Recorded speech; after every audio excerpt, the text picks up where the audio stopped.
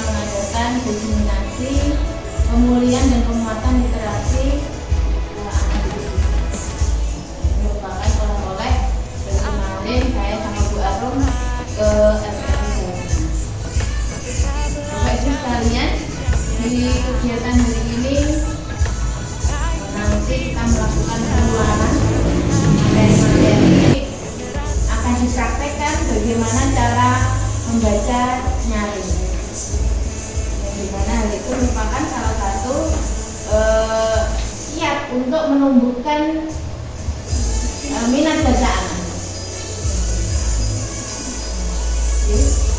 Saya buka acara hari ini dengan bacaan basmalah bersama-sama. Nanti kemudian bagaimana cara meningkatkan minat baca anak. Nah, kemudian yang ketiga nanti tentang penilaian atau assessment di dalam pembelajaran berkaitan dengan literasi.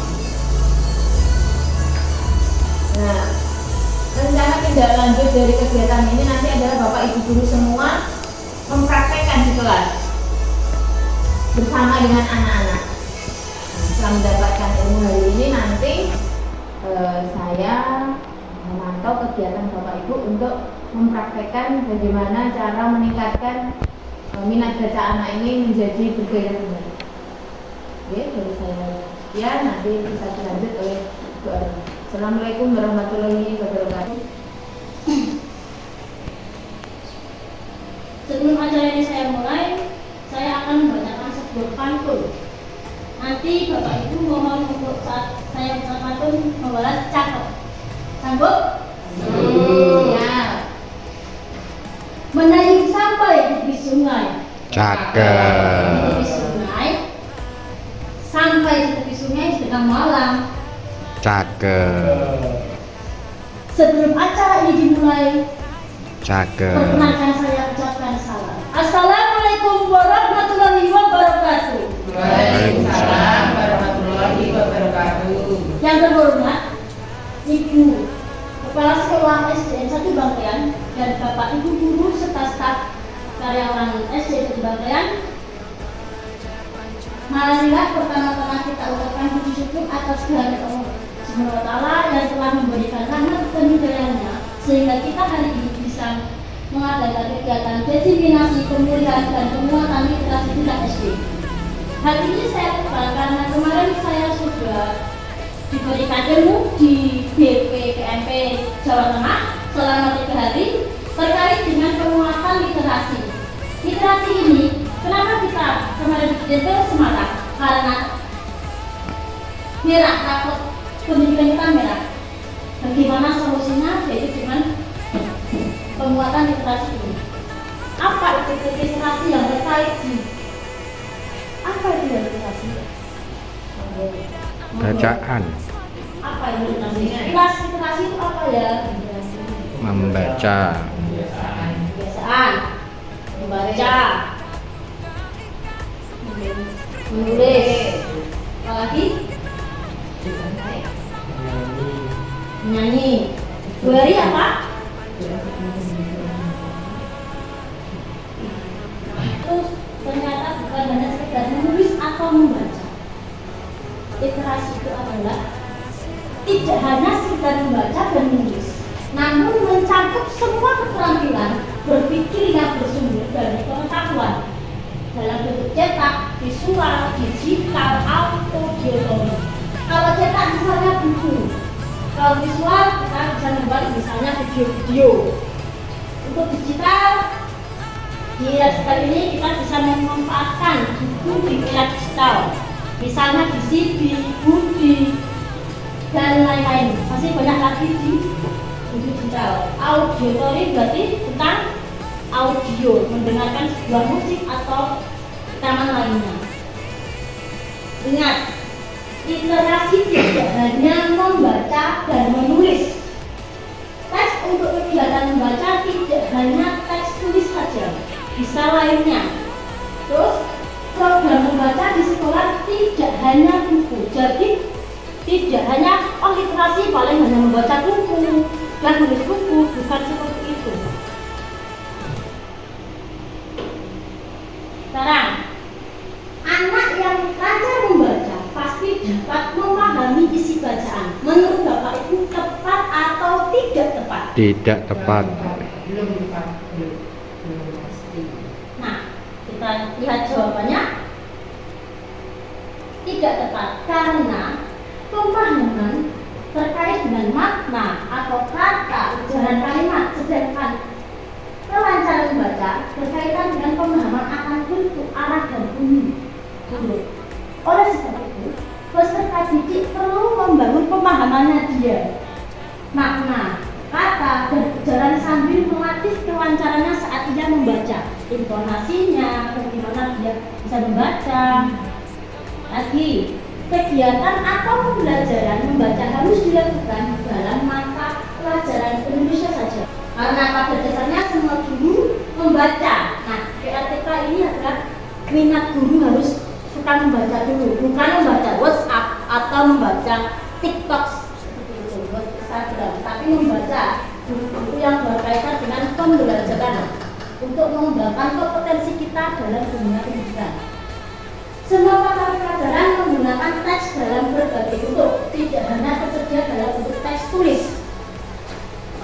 Teks semua guru pelajaran harus tahu bagaimana strateginya untuk membaca bacaan dan bagaimana melatihkannya kepada siswa. Cara kita menyampaikan kepada siswa dan siswa bisa memahami dengan apa maksudnya kita yang akan tujuan dicapai. Teks untuk kegiatan membaca atau kegiatan tidak hanya baca tulis saja, teks tulis saja. Tepat atau tidak tepat?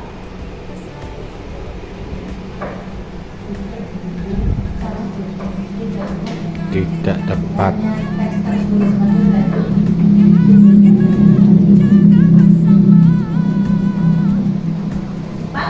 Saat ini bahan ajar dan media pembelajaran harus bersifat multimodal. Nah, ini yang diajarkan kemarin di RPMP, yaitu lebih dari satu mode, bisa tulis, audio visual, gestural, spasial, dan lain-lain, untuk mengoptimalkan stimulasi, pemahaman, dan kecerdasan majemuk. Jadi, literasi itu tidak hanya terkait dengan ini buku cetak, ini buku untuk literasi, tidak. Bisa kita menampilkan audio sebuah film atau musik, mendengarkan musik pada anak-anak itu bisa juga. E, C, D, dan E. Untuk yang fase A, pembaca dini 0 sampai 7 tahun. Berarti kalau kelas 1 itu pada fase A. Terus pembaca awal 7 sampai 8 tahun itu fase B1. Untuk pembaca awal 7 sampai 8 tahun itu B2 dan seterusnya.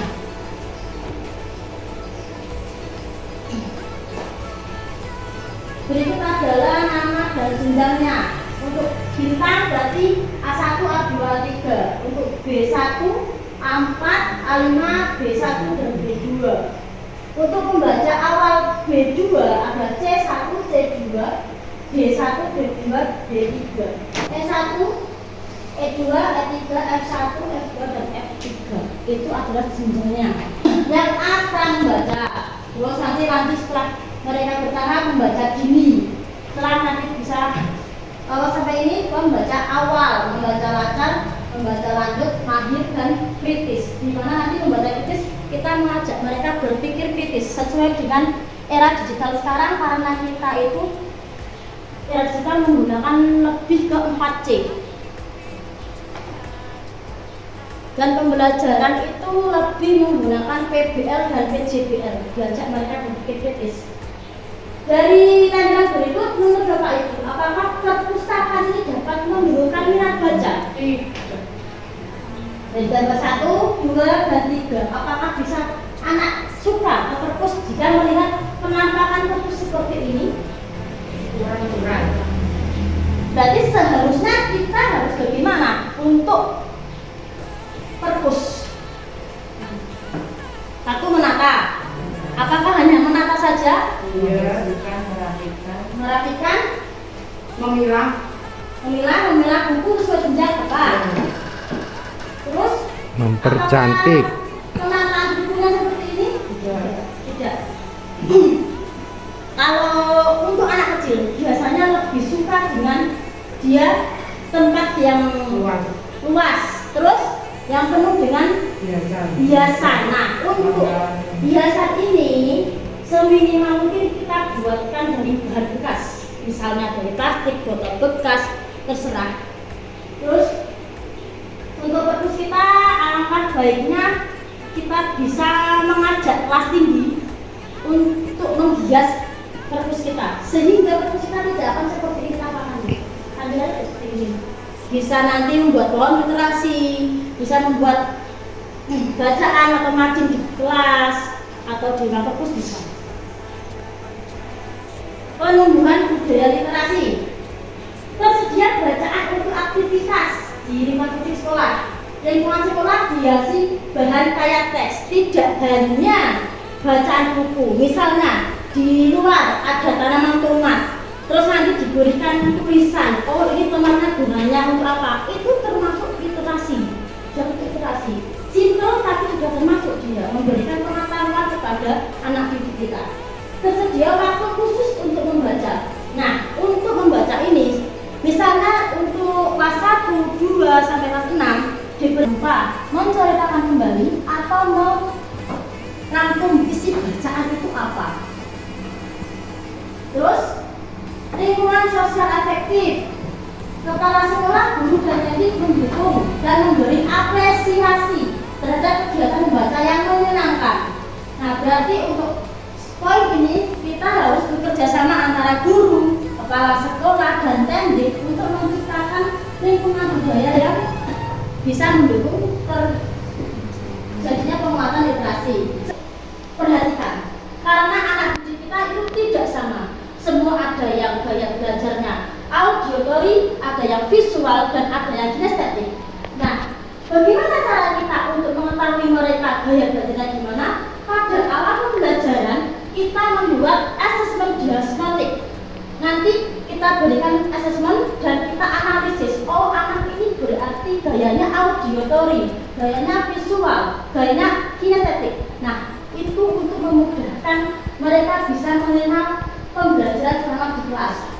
Kedua, guru menguatkan pencatatan literasi baca tulis melalui kegiatan pengayaan. Nah, untuk ini kita langkahnya misalnya membuatkan bacaan satu bacaan. Nanti anak-anak dibagikan, kalau bisa meminta dia mereka untuk membacakan kembali di depan kelas menggunakan bahasanya sendiri. Gak usah kaku, misalnya kaku di depan kelas, harus seperti ini. Jangan, biarkan mereka mengeksplor dirinya, biarkan mereka berkreasi sesuai dengan kreativitasnya.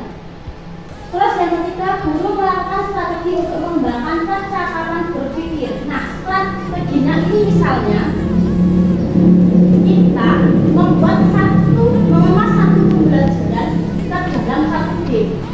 Gak selamanya kita itu mengajarkan peserta didik kita sesuai dengan apa yang di era kita. Di era kita baca, duduk, tulis, ulang. Kalau di era sekarang anak akan merasa bosan. Dia akan lebih suka bermain, tapi kita masukkan pembelajaran di sana. Itu akan lebih mengena dia. Terakhir, guru memfasilitasi pembelajaran berbasis proyek. Nah, untuk ini sesuai dengan era digital yaitu 4C, PJBL, kita memberikan satu proyek kepada peserta didik dan di sana itu kita akan mengajak mereka untuk berpikir kritis. Oh, ini bagaimana rasanya, bagaimana prosesnya. Yang kita tuju bukan hasil proyeknya, tapi mereka itu prosesnya itu bagaimana, awalnya bagaimana, cara memecahkan masalahnya bagaimana. Itulah yang kita harus pentingkan di situ. Membangun lingkungan teks multimodal untuk menumbuhkan minat baca. Satu, bisa dari sudut baca. Sudut baca bisa di depan atau belakang ruangan kelas Bapak Ibu. Isinya bisa rak buku cetak atau halaman buku yang non teks. Atau bisa kalau kita di era digital bisa membuat QR atau barcode nanti tempelkan di pojok atau pohon literasinya. Terus pojok baca di koridor atau ruang tunggu di sekolah. Perpustakaan sekolah bisa di dalam atau di luar. Terus lingkungan sekolah bisa membuat mading atau poster-poster tentang pentingnya membaca. Alangkah baiknya untuk kelas tinggi bisa diajak ke Canva membuat poster, itu juga termasuk literasi. Kita ajak membuat poster, terus nanti hasilnya dicetak, kita tempelkan di depan kelas atau di dalam kelas ataupun di luar kelas. Yang penting mereka akan merasa, oh iya, ini gaweanku, ini punyaku, ini yang buat aku. Mereka akan bangga akan hasilnya ditampilkan. Cara untuk penguatan literasi kemarin itu salah satunya caranya membaca nyaring. Poin penting yaitu membaca nyaring. Satu, membaca lancar, terus pelafalannya jelas, intonasi tepat, dan interaksi dengan anak. Jadi kita membaca itu seolah-olah berinteraksi dengan anak. Ini loh caranya seperti itu. Nah, untuk cara membaca nyaring saya akan mempraktekkan cara membaca nyaring. Misalnya kita di dalam kelas. Untuk membaca nyaring caranya seperti ini. Misalnya anak-anak bisa di bawah, terus kita duduk di kursi, atau kita bisa anak-anak di kursi, kita yang di depan kelas. Anak-anak, misalnya anak-anak, hari ini kita akan membaca buku, punya buku. Apa ya gambarnya di sini? Oh, ada. Apa ini buku-buku? Terus apa lagi nih? Oh, ada buku-buku lagi. Wah, bisa ya bukunya. Terus sekarang kita lihat judulnya apa ya? Buku-buku. Nah, anak-anak, untuk judul ini adakah kosa-kosa baru yang kalian temukan yang belum pernah kalian dengar? Keajaiban. Nah, pinter Eri. Keajaiban. Keajaiban itu apa ya? Celing. Bisa bim, bisa juga bisa apa lagi? Berarti kita berinteraksi kepada anak seakan-akan apa itu anak-anak? Biar mereka jadi mereka bisa bertanya. Terus, nah anak-anak, keajaiban kupu-kupu. Ceritanya yang menciptakan adalah N.Ibnu Suwardi dan ilustrasinya atau yang gambar ini M. Zainal Muntaksin. Nah, kita lihat bukunya.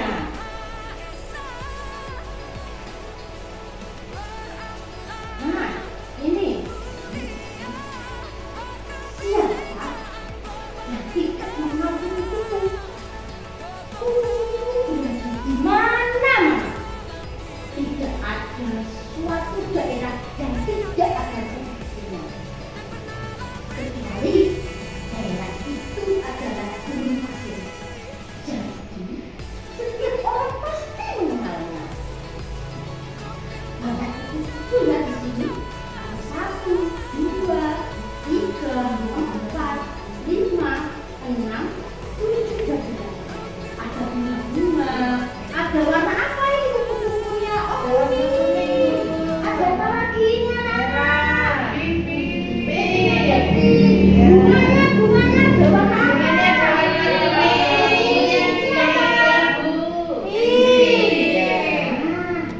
Balik lagi ya. Anak-anak sangat suka melihat kupu-kupu. Jika mereka melihatnya di taman, pasti anak-anak akan mengejarnya. Kupu-kupu itu akan terbang menjauh dan hinggap ke atas bunga. Kupu-kupu dan bunga juga keindahannya. Jadi seperti dongeng. Terus ada 2 anak ini ya. Siapa ya namanya ini?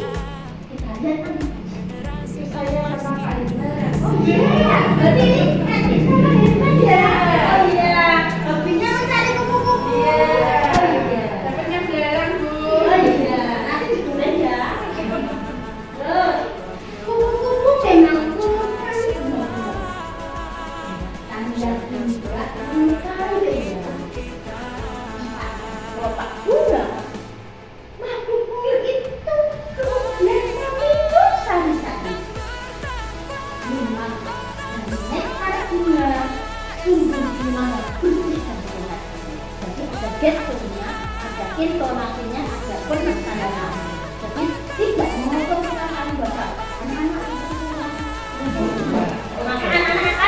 belajar sendiri. Kecuali kalau kita membacanya dengan intonasinya, mereka akan tertarik dan fokus.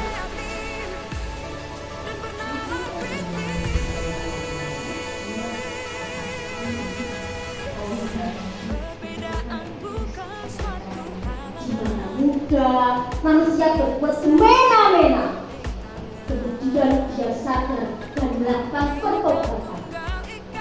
Tobat manusia itu diterima oleh Tuhan sehingga menjaga bentuknya menjadi cantik dan bagus.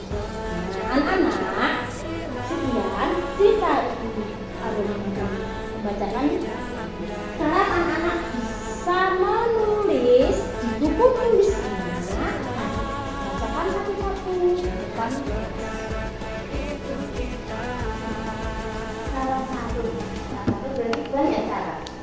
Salah satu bagaimana anak itu menjadi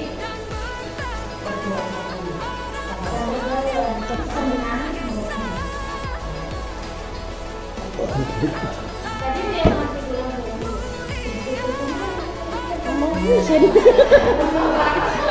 jadi ada perubahan gitu. Kita mau menceritakan yang ada di buku ini.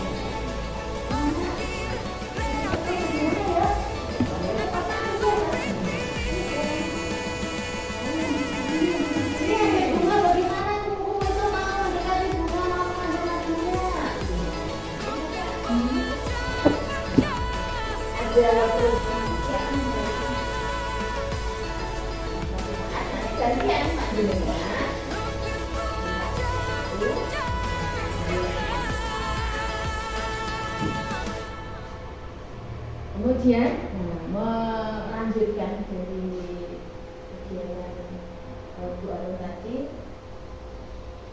kita punya kita itu punya program seperti apa yang dikatakan Bu Arun, ada berbagai modal di dalam istilahnya apa ya, meningkatkan literasi. Nah ini saya tadi membuat apa istilahnya rincian, ada 8 kegiatan aktivitas.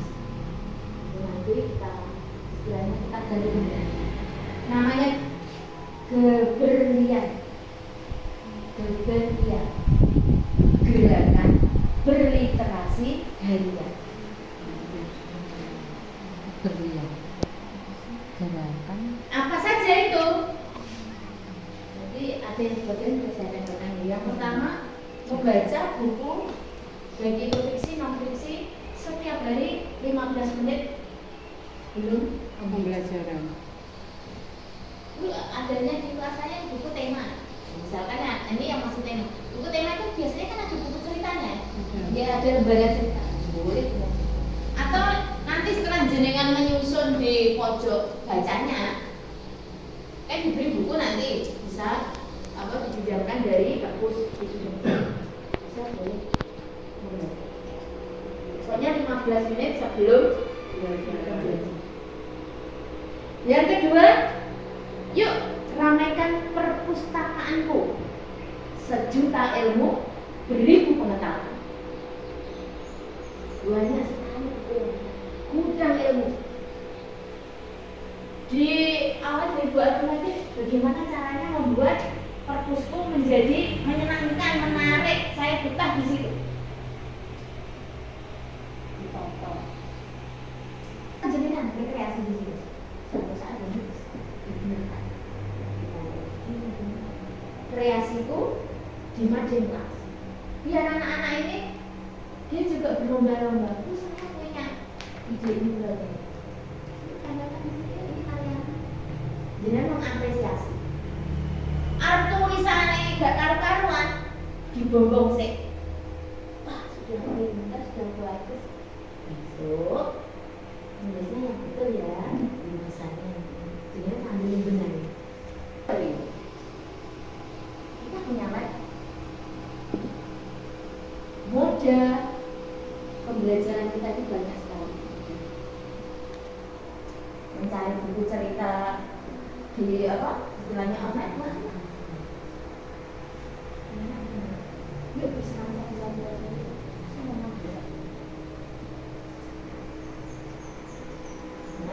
kemudian tanggung jawab ketika sudah selesai ya ditertibkan, dihentikan, disadon, melanggar, dijabut. Kemudian yang keenam adalah siapa berani bercerita. Jangan menggali potensi anak-anak. Siapa berani bercerita. Ini sebenarnya tidak hanya guru kelas Mbak ini pun juga sama berliterasi. Sama di sini. Makanya tadi apakah literasi itu hanya guru bahasa Indonesia? Tidak, semua guru olahraga pun juga berliterasi.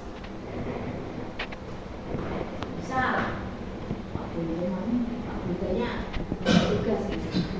Misal dengan kode-kode tiup peluit. Kemudian ada kode-kode oh anak-anak ini permainan misalnya. Itu juga simbol-simbol dan siapa berani bercerita.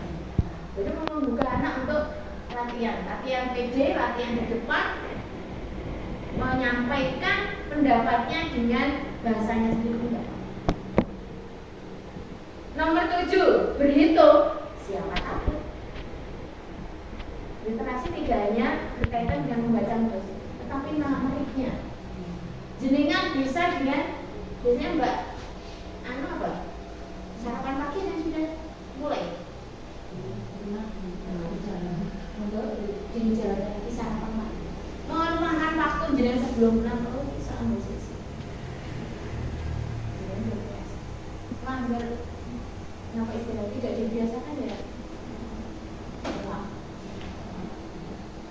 Pertanyaannya bagaimana? Sesuai dengan tingkatannya kelas jenengan masing-masing. Jadi kalau Mbak dulu rotasinya apa namaku? Besok aku memiliki misalkan namakan berhitung ya, Amerik siap berhitung siapa takut. Bisa dengan tidak dengan angka tetapi menggunakan kalimat. Jika anak-anak dibiasakan nanti setelah kalian sebelum masuk ada satu ya. Nah, kalau pertanyaannya gampang anak bisa ditanya satu dengan tidak memakan waktu yang panjang. Kalau soalnya yang membiasakan anak. Kota E pasti lo bisa. Apa?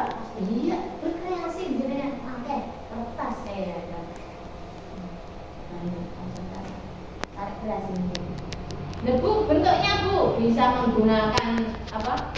Seperti jenengan kayak kertas, tinggal mengambil, membuat kreasi ini. Yang ke-8 adalah endingnya ini. Aku berani berkompetisi. Nah, ini nanti kita buat event pertandingan ya. Artinya pertandingan yang setelah anak ini istilahnya terbiasa, mereka akan berani untuk berkompetisi. Ini kita agendakan yang kemarin dan kerja pada setelah ulangan umum semester. Selamat siang anak-anak. Anak-anak, siang ini Guru akan menceritakan sebuah buku. Apa? Oh, ada buku apa ya? Hari ini kita bercerita akan buku non-fiksi. Kemarin apa ya fiksi itu? Tidak nyata. Nah, anak-anak, bukunya apa ya? Atasnya apa itu? Agarkan kata-kata baru yang kalian temukan. Kata-kata baru yang kamu temukan. Apa?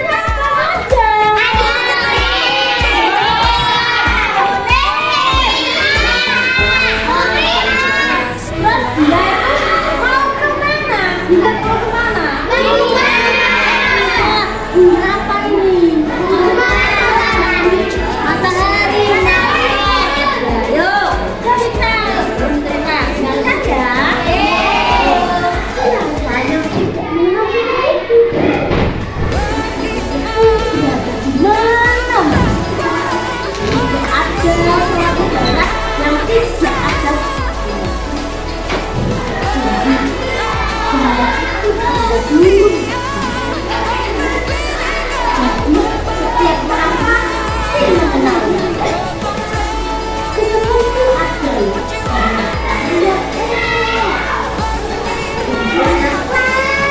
Tidak.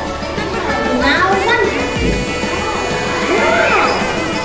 Ia memiliki pasang sayap yang lebar. Sayap itu mana berada?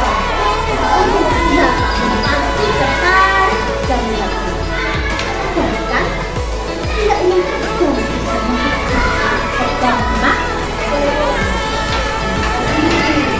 Wah, siapa ini? Manusia. Kayak ini duanya. Yuk kita kenalan. Anak-anak sangat suka melihat jika mereka melihat ke taman. Kupu-kupu ada di mana saja kecuali di kandang pasir. Kupu-kupu suka menghisap madu yang ada di kemana-mana. Kadang kupu-kupu yang ada di taman sering ditangkap atau dikejar oleh anak-anak yang bermain di taman. Namun kupu-kupu selalu lari dan menjauh dari anak-anak tersebut. Kupu-kupu sangat indah bentuknya, juga warna sayapnya, sehingga siapapun orang yang melihat dia akan tertarik. Yuk tepuk tangan.